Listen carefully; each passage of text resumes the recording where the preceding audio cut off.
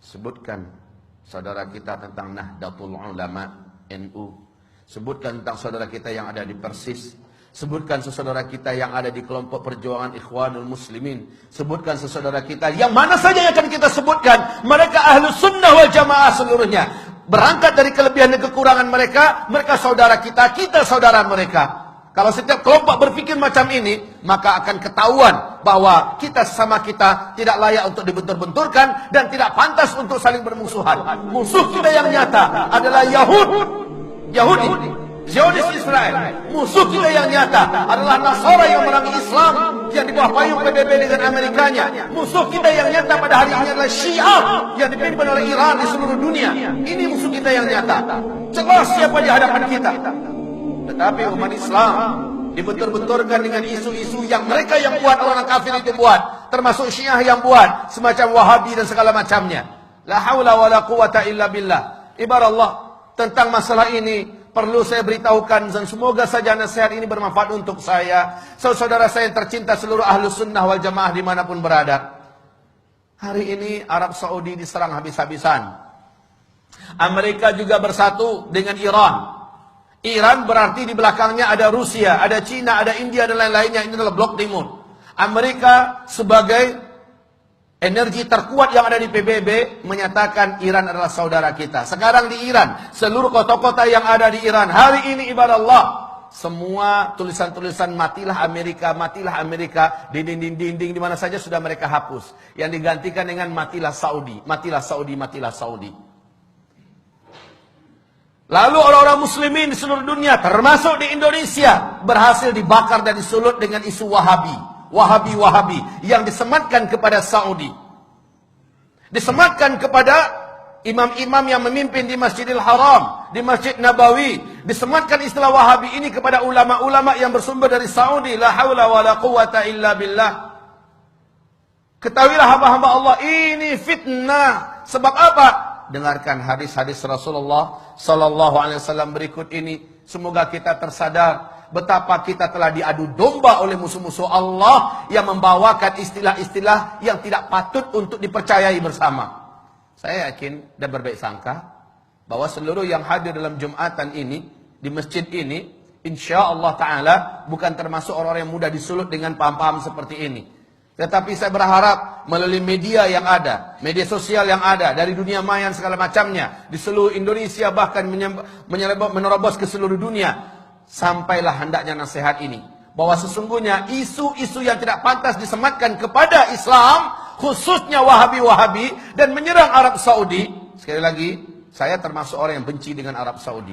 Dulu, kenapa? Loyalitas Arab Saudi pada Amerika. Loyalitas Arab Saudi kepada Zionis Israel, loyalitas mereka. Tapi ketika Arab Saudi jatuh ke tangan orang yang saleh, insyaallah, Allahu a'lam, di tangan Raja Salman, bagaimana dia mendeklarasikan kesatuan umat Islam di atas kepentingan Islam, bagaimana dia bersumpah bahwa akan membebaskan Al-Quds, bagaimana dia menyatakan baraknya terhadap segala macam kejahatan-kejahatan yang dilakukan oleh Timur dan Barat, terkhusus oleh PBB, dan tidak mau lagi diatur oleh PBB. Lihat bagaimana sekarang Islam benar-benar menjadi perhatian utama, dan sejak itu Amerika berpihak kepada Iran. Sejak itu Amerika bertekad untuk menghabisi Ahlus Sunnah wal Jamaah melalui lokomotif yang paling benci kepada Islam, yaitu Syiah. Maka kaum muslimin, perhatikan sekarang. Rasulullah bersabda sallallahu alaihi wasallam, "Inna ad-din la ya'rizu ila al-Hijazi kama ta'rizul hayyah ila juhriha." Sesungguhnya agama ini pada akhirnya nanti akan kembali berpusat dan berfokus kepada Hijaz, sebagaimana berpusatnya dan berkutatnya ular di dalam lubangnya. Hijaz itu adalah Makkah, Madinah, Taif. Ini yang Hijaz. Di zaman-zaman fitnah, Islam akan kembali berkutat atau berkonsentrasi di Hijaz. Dan ini sekarang difitnah sebagai Wahabi-Wahabi. Rasulullah sallallahu alaihi wasallam ceritakan oleh Abu Hurairah, semoga Allah ridha kepadanya. Rasulullah bersabda, "Innal Islam bada'a ghariban wa sayaudu ghariban kama bada'a." Islam mula-mula datang, dia adalah aneh, dikucilkan dan tidak diterima. Nanti ketika di akhir zaman Islam akan kembali dianggap aneh, dikucilkan dan kembali tidak diterima. Justru oleh umatnya sendiri. Wa huwa ya'rizu bainal masjidaini kama ta'rizul hayyatu fi juhriha. Dan Islam ini, kata Rasulullah sallallahu alaihi wasallam, hanya akan terpusat di dua masjid ini, yakni Masjid An-Nabawi dan Masjidil Haram, berarti di Makkah dan di Madinah, ya. Kama ta'rizul hayyatu fi juhriha, sebagaimana ular berpusat di dalam lubangnya.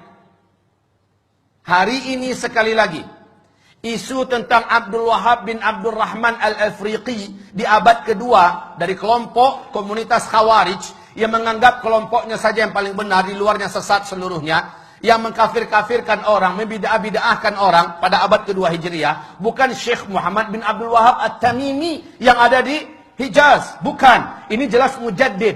Tetapi umat Islam ini dengan dalam buku yang ditulis oleh Muhammad Novelis, Zionis dan Syiah bersatu menghantam Islam. Ternyata istilah Wahabi-Wahabi yang harusnya di abad kedua yang muncul itu, si Khawarij itu, ini yang dihidupkan dan disematkan kepada Syekh Muhammad bin Abdul Wahab. Dan ini tidak benar, ini batil.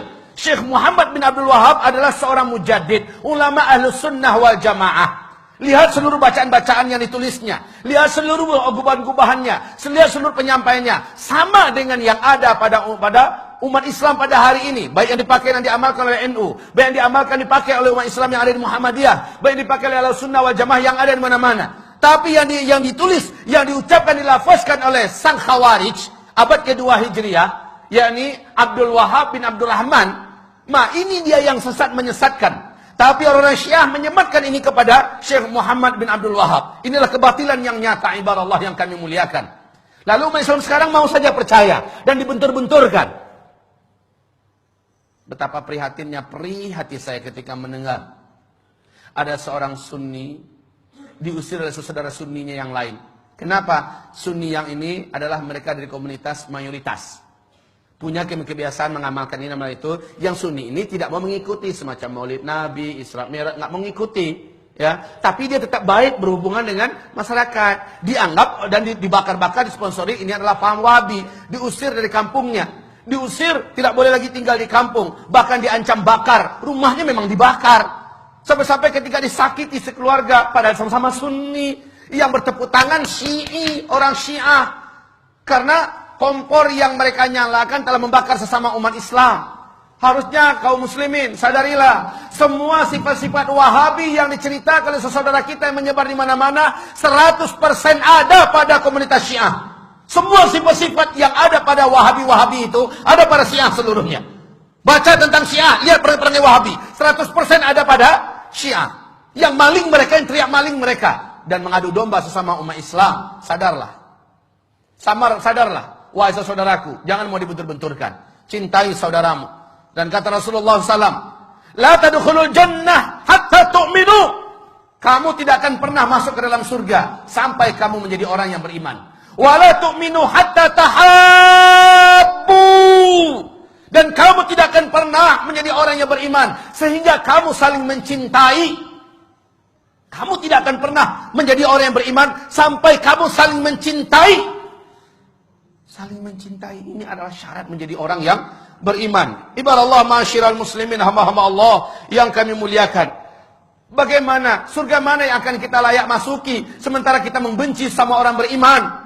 Surga mana yang pantas kita masuki? Padahal yang pantas menjadi ahli surga hanyalah orang yang beriman. Dan kamu tidak akan sampai dan tidak akan pernah menjadi orang yang beriman sampai kamu mencintai sesama saudara kamu.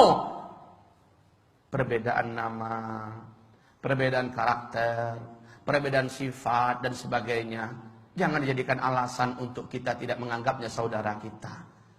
Orang tua kita sama, Al-Quran dan As-Sunnah. Rumah besar kita sama, Islam. Yang prinsip-prinsip kita masih sama. Hanya perbedaan-perbedaan ini jangan sampai kita mau dicabik-cabik. Ini yang menjadikan setan itu, walakin fit tahrishi bainahum, akan tetapi dengan memecah belah dan mengadu domba sesama mereka. Di sini pintunya yang didapat oleh setan ada pada umat ini. Semoga hamba Allah yang menyampaikan diampuni oleh Allah Subhanahu wa taala ketika hamba ini melakukan khilaf dan salah dan berkata-kata.